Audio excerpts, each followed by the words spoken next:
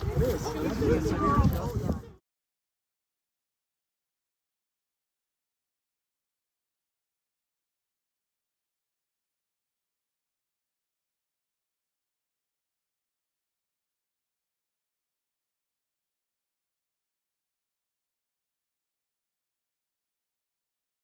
like to introduce you to Zach McKenna, who is going to be leading the tour. I know everybody's listening to me, right? Hi Zach. Good morning, Zach. So Zach is here. Barbara is here. I heard your voice over here. And then Barbara Mahaney is here. And Mark is out there. Right here. He's hammering something. Oh, there he is. The geology. So there are a couple of handouts, but right now the concentration is Zach McKenna. Well, thank you so much for coming out. I'm not sure if you've been to this preserve yet, but I refer to this as like a small but mighty backyard nature preserve, meaning it's only 12 acres in size, but once you actually it's just chock full of different diversity. So there's actually 5 different what I call natural community types, but that's basically different habitats. So we have wetland down at the bottom, and actually this kind of tough, sunnier area over here, there's actually little pockets of what I call remnant prairie, which is like the old tall grass prairie from way back when, and it's only exists in kind of these like kind of collapsed hillsides that we have an example of down here. So anyway, there's a lot to see even in this 12 acres. The trail altogether, it's about a mile. We're not going to do all of it. We're going to basically go and see little vantage points, and I'll show you sort of like the restoration work that I've been doing out here. And by restoration, I mean I'm taking what I refer to as degraded old woodlots, meaning they haven't been getting the love and attention that they so desperately need, and then I'm coming in with chainsaws and fire, and that's my version of love. But I'm basically trying to open up the canopy and to be able to reintroduce the sunshine. The fire kind of breaks down the old thatchy grass and all of the kind of built up leaf litter and all of that, and it actually returns the nutrients to the soil, reinvigorates those soil microbes, and as a result you just get more. I get all excited about the grasses and the sedges and everything, but we also get a bunch of wildflowers and everything, which everybody else gets excited about. So anyway, we can there's not a lot blooming right now, but there are a couple of cool things to go and check out, including some really amazing mosses and lichens that are growing along the cliff sides as well. And I don't really know my rocks too well. I just sit there and daydream, and I think they're pretty. But that's why I have Mark over here. So Mark is my site steward. So he's one of my Rockstar volunteers who's out here chipping away at the shrubs pretty much on it's like a bi-weekly basis. We're out here quite a bit. So yeah, for me almost. Yeah. So anyway, yeah, we can. I guess I'll just lead us down the trail. What's up? Is what you're doing with the clear cutting and all that? Yeah. I'm not clear cutting, but no. What the indigenous people would have done. So yes, and that's kind of a really interesting thing. So I'm an ecologist, and I can get really in the weeds with how I describe these areas in the restoration process. But fire is an active part of the landscape, and we refer to a lot of these natural community types as fire dependent, meaning, or disturbance dependent, meaning on occasion, like last year we had that really terrible drought and all of these dry conditions, and after years and years of that kind of thatch buildup, all of a sudden you get like a lightning strike or something, and you would have had natural fires occurring throughout this landscape. And then the indigenous people as well utilize fire as just it's a really handy tool. I'm sure if you've seen one of these tall grass fields out here, the ability to walk through that during the growing season or even in the wintertime is incredibly difficult.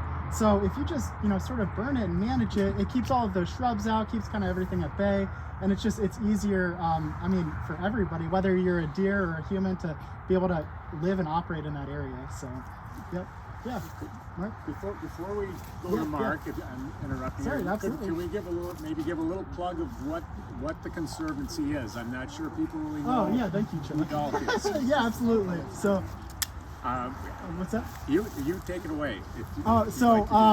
Anyway, obviously I'm the ecologist, and I get all bubbly and enthusiastic about the actual work that we're doing. But I work for a regional land trust called the Driftless Area Land Conservancy. So we operate out of sort of a 7-county service region in southwest Wisconsin, and our mission is to sort of not halt development, but halt development in areas of high quality natural areas, and to sort of retain the natural Southwest Wisconsin heritage, as well as natural farm life and sort of what people associate, rural Wisconsin lifestyle to be, which is, functional dairy farms, grasslands all over the place, and sort of this natural driftless beauty that we have over here. So my role with the Conservancy, I'm the land management specialist.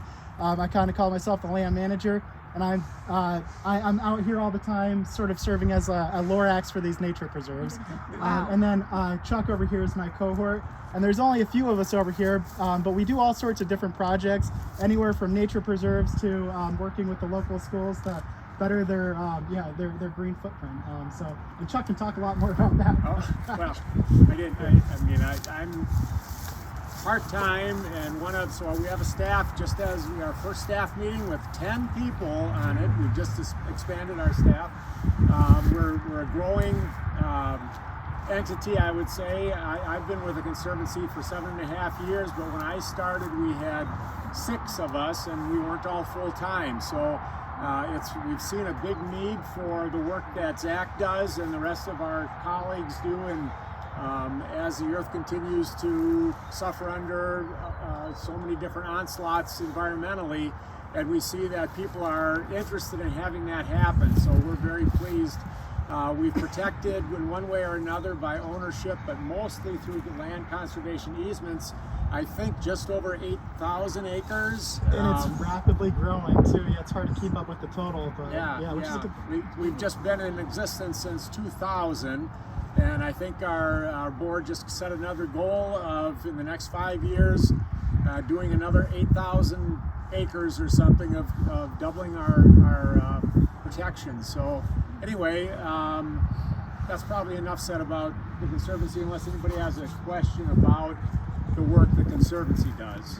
You're not connected with the national. No, we are not national. We are so statewide. There are, I don't know, Zach, maybe 25 or 30 regional, local land trusts, land conservancies in Wisconsin. Is that too many? I think it's actually 40. Okay. Yeah. So it's growing, which is a good thing because we have an increased need for these regional focal groups. Yeah. Yeah, and we coordinate with them through a statewide organization called Gathering Waters. But these are all local entities. They are not the Nature Conservancy, although that's an international organization that does similar work to this. Any other questions about the Conservancy? Otherwise, we'll let Mark give us a little wisdom. Mark, thank you. Good morning, Mark. Good morning. I'm Mark Sternick. I'm a local teacher, half-time now at Barneveld. And every now and then I get silly and learn a lot about something and then teach it. So I made a pass out. I made a pass out that you can have, and I'm not going to teach the whole pass out, but I could at least tell you what's on it in a couple of minutes here. I love it. I thought it'd be nice to know about the rocks here. The rocks you see, the outcrop here, the bluffs are a formation known as the St. Peter Sandstone. Middle Ordovician, so 450 million years ago, deposited at a time when the land is emerging from a shallow sea. Several times the seas transgressed over where we are now, which wasn't where it is now, and regressed and transgressed and regressed. So the sandstone documents a time of land emergence. It's a beautiful sandstone, almost a pure quartz sandstone, reworked from earlier sandstones, so they get more and more pure. You might see some primary sedimentary features, ripples. There's a little bit here about telling the difference between wind and water deposited. How about I'll let that be a surprise for us all and you figure that out. We're deposited onto an erosional surface of the lower rock, which was a dolomite, Prairie du Chien dolomite. There's at the bottom of that first page, a couple of stratigraphic columns on the right from Blue Mounds, on the left from Wyalusing, and we're kind of in between. The dark letters S, O, and C are the age periods of rock, and the other letters are just symbols for the names of the formations. Formations are named from a place where they're first described. And this St. Peter sandstone extends quite a bit to the northwest and also to the northeast.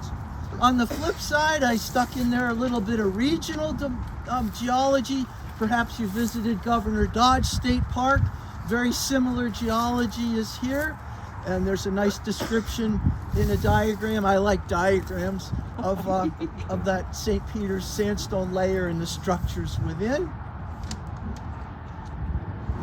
And then the last part of the chapter is something that I hope you'll think about as you look out from above today, and that is the periglacial story, the Ice Age geology story. We didn't have glaciers here in at least the latter parts of Ice Age time, but there were periglacial processes. Fascinating, fascinating. That little stream down there did not make this big valley. So you can think about what it might have been like paleo time, paleo snow, paleo ice, paleo permafrost, and the processes that were happening. Freeze and thaw,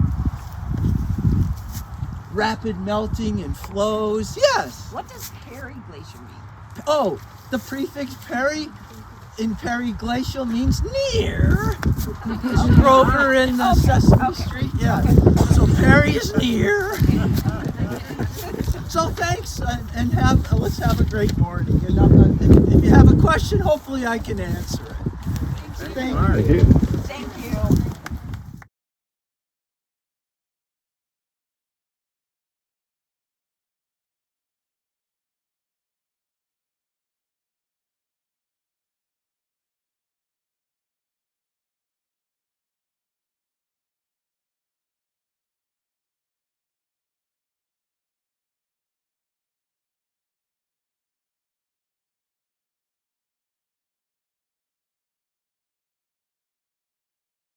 This rock right here.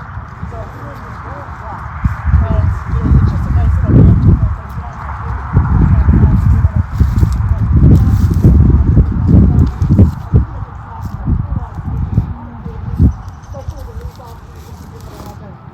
I feel like we really served Roland, in his vision right here and what he was kind of wanting to see. So anyway, this is Roland's rock. Do be careful. It's I play around on these rocks quite a bit.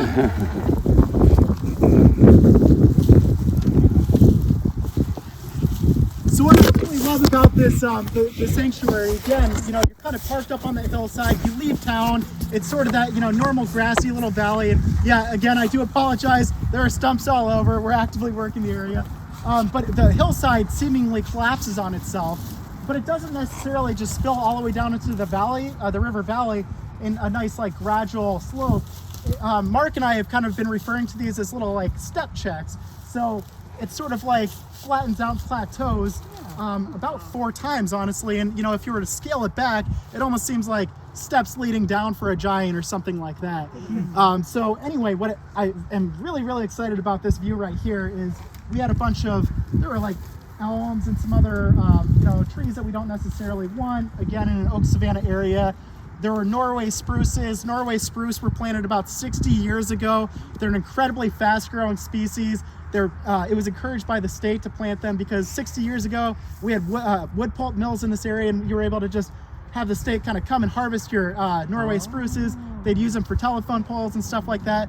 But at this point, they serve no ecological value unless, you might have an owl on occasion sit in it, but they're happy to sit in other trees as well.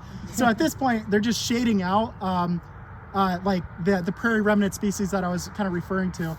And pines really like sandy habitat, and those prairie remnants tend to occur in these sort of nasty little, I refer to these as nasty little areas. If you're a farmer, that's the reason prairie remnants exist in these little areas. You're not going to really be doing much in through this area. You're not going to be doing much grazing or anything like that. So these areas sort of retain their natural features, with the exception of having things like Norway spruce and black cherries and invasive buckthorn and stuff starting to fill in. So about maybe 6 months ago or so, this would have all been completely blocked up by vegetation. So the view that you're seeing right now, it's a view that this hillside probably hasn't seen in 100 years. Wow. Mineral Point has had people on the landscape for well over 100 years, right? So it's hard to envision what this landscape did look like. But again, seeing the evidence on the ground in terms of those prairie remnant species, it is encouragement to introduce more sunshine, and we are hoping to get a burn in through this area. So anyway, this is our first stop. Any questions? Did they mine it here at all? So there's no evidence of human activity on this site, with the exception of there's a seasonal sort of creek corridor that flows underneath the highway. It sort of stems from underneath the highway over there and sort of cuts through the hillside. And my cohort over at Delk, Cindy Becker, when she was doing the initial site surveys in through this area, I'm not a rock person, so every time I see a flaked up rock, I can daydream, but it's probably just chert. But she actually found a couple of really nice arrowheads down in through there. So there is evidence of indigenous use on the landscape over here. But other than that, there's no old homesteads, there's nothing like that. There's the farm field down below. But a lot of these areas, it's just unaltered, which is really exciting. Yeah. So, yeah. Anything else? Yep. Who were the indigenous peoples here? So it would have been the Chohung. Yeah. And this area is, actually me coming from Michigan, I was in sort of the central Michigan area. So it was Potawatomi, kind of stemming in through that area and kind of snaking around. But yeah, mostly the driftless area would have been Ho Chunk, which is, it's again fascinating to sort of daydream and rewind the clock, several hundred to several thousand years ago, and just to be out on the landscape, in an area that was avoiding glacial activity and everything. It would have been, truly a sanctuary. So, yeah. Yes.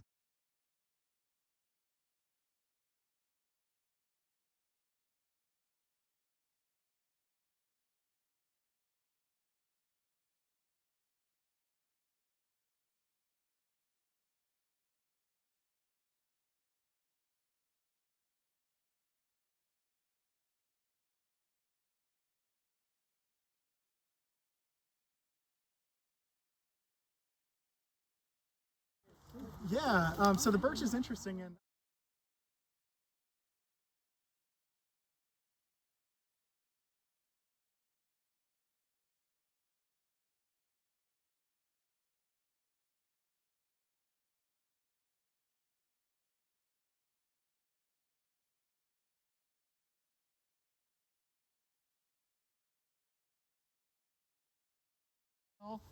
so we should probably head back up. Any other questions? Yep. So that is a cottonwood. As we look here, and as we also look out at the brook that's going by. So I'm not a geologist, and I'm not a nature guide. I'm here as the person who sees all of this through a sacred lens. And what I love about all of this is I would definitely come back and be alone and be quiet. And there are just infinite wisdoms and lessons and epiphanies to be absorbed here. And it depends where you look and what strikes you. I think whatever strikes you is the lesson you're meant to be learning at the moment. I know I was so many things so far. I was particularly struck by that white birch tree. And I asked Zach, I said, do the indigenous people, did certain trees, have sacred meanings? Each tree has its own, each individual tree certainly has its own personality, its own natural history. And the medicinal uses too were really important to indigenous people. there's so much to think about. And what I love about the sacredness of nature is it's this palpable presence. And you never know when it's really gonna deeply catch you. But it always catches me. Something always catches me. And today it was seeing that stark, blindingly white birch tree against the brown and the blue tableau that just jumped out at me and made me. And then when Zach was talking about, letting the sunshine in and how letting the light in, like these beautiful things that have just not been able to grow. And that made me start to think about, well, there's a parable. Like, let's think about that. Like, where in my life do I need to let the sunshine in? So it's infinite, and it's always, and it's ever unfolding. And the rocks are, I'm sure, a profound lesson, but I haven't studied them yet. Because I was busy trying not to fall down them. Barbara, did you see the big rock there that had an aspen? We can't see it from here, but the aspen was like on the side of it, kind of growing around it. I didn't see it, but that would indeed be a lesson, right? The times in life when we have to, we have these obstacles. Yeah, definitely an obstacle. That rock's But- been there for a long time. But we rise around anyway. This too, I love. Yeah, that's a beauty. One supports the other. And the oxbow in the stream or the river or whatever it is. Yeah, I love oxbows. It really is fantastic, That's and a fun one. I actually got into drone flying a couple of years ago. I would survey hard to reach areas, but just having a different perspective, it was really powerful. And then you start to see river valleys, and you see the old scars from where the river once was, and it's sort of these recessed areas. Truly an oxbow, and the water isn't passing through there anymore, and it's just truly unique areas all over the place. And again, to kind of bring it back to that small but mighty backyard nature preserve, this is only 12 acres. It's not hard to reach. It's not Governor Dodge. It's not Pictured Rocks in the Upper Peninsula, but it's it's powerful. And usually when you come out here, there's not 45 of you. It's just you. And that's also for me coming out here and just working, it's incredibly rewarding. So one other thing I wanted to touch on really quick, because I think it's fascinating. So the sunshine is one thing, but as you're in through these areas, sort of these woodland areas where we have the sort of valley down below and sort of kind of an open, what would have been a grassland area up above, you have an increase in humidity, as we have all of the the unwanted shrubs, and this is just a dense woodlot.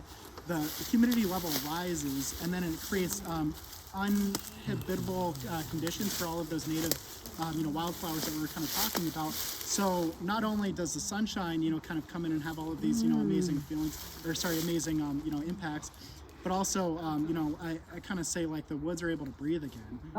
Even you can lightly feel the breeze down here, and before if you're not actually tending to the land and stewarding things, or letting things kind of function as they want with occasional burns, it gets all junked up and gunked up, and you can't breathe, and you're not feeling that sunshine. So it's just another interesting phenomenon. Exactly. What kind of birds have you seen while you worked here? Oh, so that's another fun thing, and I don't think it has anything to do with my restoration efforts, but I can feel good about it, right? As I'm kind of clearing the canopy, I can just see up, see the sky more. So the last time we were out here, we had 2 eagles flying about. But then we also had a northern harrier, and northern harriers are just really fascinating. So it's a large sort of hawk type of species, and harrier means harasser. So they'll sit there and they're able to just hover. So you'll see them kind of fly low, and if there's like a bird or a critter that they're going after, they will sit there and they'll just hover and hover and hover and flap their wings. So that was really interesting. All sorts of woodpeckers. One thing we love to do is we don't necessarily just cut the trees down and clear them out and burn them. We like to, if it's near a trail or something and it's going to be a hazard, we will do that. But we like to, what I call girdle the trees. So you just sort of run the chainsaw right along the base. You're cutting through the bark, through sort of that the sapwood, and it kind of cuts off the ability for the tree to actually, intake any sort of fluids or anything, so it'll kill the tree off. But as a result, the tree is dying in a standing kind of position. It has a bunch of insects that kind of fill in to kind of break the tree apart. And then you have an increase of birds that are going after the insects. So it's got a great conservation ecological impact. But with that, you get all of these like the first couple of years after restoration, you see all sorts of woodpeckers. And that's just a lot of fun as well. So me coming from Michigan, I would occasionally see a red-headed woodpecker. In northern Michigan, and they're just all over the place down here. And red-headed woodpeckers are just stunning. The red is especially red, the white is especially white, so they're just very striking. So, and I'm not a birder, it's more of those like very charismatic ones that I immediately recognize. So, but they never get old. Yeah. Ooh, so I was just talking about, we're talking about somebody who lives up on Long Lake. Yeah, there's deer all over the place. But what I was really excited about is there was actually a bobcat, and I saw my first ever bobcat. I saw one. Yeah. So there's Leaden Lake over there. I always heard about Leaden Lake, and you always see kids fishing out there and stuff like that. So I didn't see any cars down there for once. So I hiked out to the dam, and then I heard a little bit of a rustle behind me. It's sort of a mowed grass path, and I look over, and I'm like, what the heck is that? It looks like a pit bull that was taking off, and it turned around and it looked at me, and I'm like, oh my gosh, it's a bobcat. And me being an ecologist, I'm like, okay, We're friends. Yeah, well, yeah, but we're buddies, we're good. But I also, kind of summarize that into my land management plan. I'm like, well, it's close enough to Sardeson. So that's all bobcat at Sardeson. Anyway, that was a really cool one. And yeah, like this area, anytime you get a nature preserve, there's no hunting or anything here. So it's a little sanctuary for the deer as well. Chipmunks galore. So all of those little rocks that we were sort of discovering, if you do sort of poke around them, there's like little burrow holes, underneath the grand majority of them. And if you ever do just sit up at the top of the hill, find one of those nice sitting rocks and just sort of observe, and you'll see all sorts of wildlife all over the place. So there are no rattlesnakes here. I actually have a background working with rattlesnakes, and I love my rattlesnakes. I feel like the rattlesnakes in the Midwest in particular are like little puppy dogs. Their defense mechanism, a venomous snake's defense mechanism is to hold its ground. So a lot of the other snakes that we have in this area, they're a lot more aggressive. So like blue racers and things like that, like northern water snakes, if you do kind of like get near them, they're all over the place. They're fast. They're trying to hide from you, and then they'll start striking out. Rattlesnakes, I mean, I've had several times where I'll step over them, the person behind me steps over them, and then I start taking a photo of it, and then it'll, start to rattle at me. And I'm not encouraging you to do that. No. I'm just saying they get a bad rap, right? So, and one thing I just wanted to hit on really quick right here is looking up. I really wasn't sure where to start with the restoration down here. It was my pregnant wife, Mark Sternick, and I with loppers, and we're like, where do we start? And we kind of hiked down the trail. We looked up at this hillside, and there would have been a bunch of trees up at the top of that cliff face right here, and a bunch of trees right in front. We could sort of see little glimpses of the rocks right here, and we just went to town, just little hand loppers. My pregnant wife of 5-6 months was climbing up, scrambling around, and we really got after it. But it was sort of just all of a sudden, we after a hard day of work, we looked up and saw just this little bit that we cleared, and it felt powerful, and it felt like it was something that we wanted to start to bolster and explore more of. You can start to kind of scan the hillsides around here, and again, it's sort of like collapsed rocks and scattered rocks, but you can just daydream and imagine how this place was formed. Wait, you're saying you couldn't see the rocks the first time you were down? Like you could only see a little bit? Yeah, you would be able to see little glimpses. Like you could definitely see that the cliff was there. Oh my gosh. But actually, if you look, into the woodlot over there, the hillside, we haven't started to work over there. Yeah. And you could see just how dense that gets. And the closer you get, it's still really dense. So you could kind of peer through it and see little glimpses. And we're not too far away, but I mean, yeah, it's amazing, right? The density of shrubs is really that powerful. And for anybody who's had the unfortunate experience of walking around here, it's stumps galore. So it's like a little minefield, and exactly. So there's little thin trees that are kind of filling in into all of these oaks. And another bad thing that happens is I sort of call it like imprisoning. Sort of these slow growing oak trees as well. So all of the lower limbs on these trees start to die off as well. So the oaks, all of the, because they're trying to reach the sunshine, and you have elms and, cherry trees and stuff like that that are kind of growing around them. So the only living parts of a lot of these mature oaks are like right up at the top. So by opening this up, a lot of these lower limbs, actually, there's pretty good regeneration, which is kind of interesting. So there's just going to be a real shift in through here. But yeah, the visibility, it really is like that much of a stark contrast. Like it's like you're in, you know, the trail is a corridor. And, you know, looking off, like whether you're a human or a deer or whatever, it wouldn't be very inviting to go and to walk into these woods until you run a chainsaw through it and start burning it. Wow. So, yep. Is that water coming down the hill? That sure is, yeah. So there is a From the lot of snow. groundwater that's pumping. It's actually groundwater. Okay. Yeah, so there's snow melt off. But even, you know, at times when, you know, there's no evidence of snow, Right. and there's just a lot of groundwater pumping through the That is so system. cool. And I think it's fascinating, actually. So right up at the top, I was, you know, talking about all of these prairie, you know, wildflowers that I was getting all excited about, and how the soil was a little bit different up there, and how when we start to come down the hillside, the soil shifts, but it's actually also has an effect of like where the groundwater is pumping out. So does anyone know what skunk cabbage is? Yeah. So yeah, it's a super, you know, interesting. It's a spring ephemeral, you know, of sorts, Right. and it occurs in, you know, kind of these In the wetland bogs. areas. What's really cool is up on this hillside, where the groundwater is pumping out, you'll find skunk cabbage. Wow. So, you know, something you typically see in these flat floodplain areas is up on this hill, and that's because there's so much water pumping through this hillside. So, and that's, you know, what I start to daydream in terms of like, you know, like the power of the site. And, you know, it's the springs, it's the mature trees that have been here for hundreds of years. And yeah, it's a powerful site. So, yeah. Any questions? Yeah, not related, but related to the wetlands. When do you think the spring peepers are going to pop up? Oh, I hope. In a Yeah, couple- I know. It should be 2-3 weeks. every sunny day that we've had, right? Like, I Right, mean, a month it ago it kind was of 70 brings you- degrees. So, yeah, I keep walking through these areas and, you know, Waiting, yeah, I'm I walk waiting. my road waiting for the Yes, peepers. yep, and, yeah. and May is 2 weeks ago, down on the river right where I live. You had some?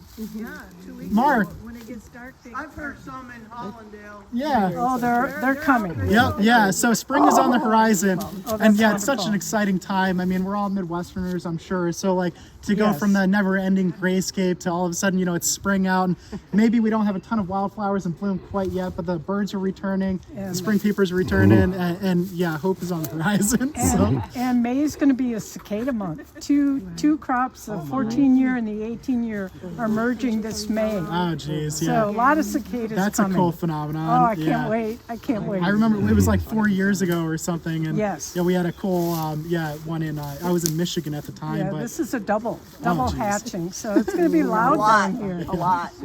It's going to be loud. well, the hike up the hill is going to be a little. Is that a new barn that they built?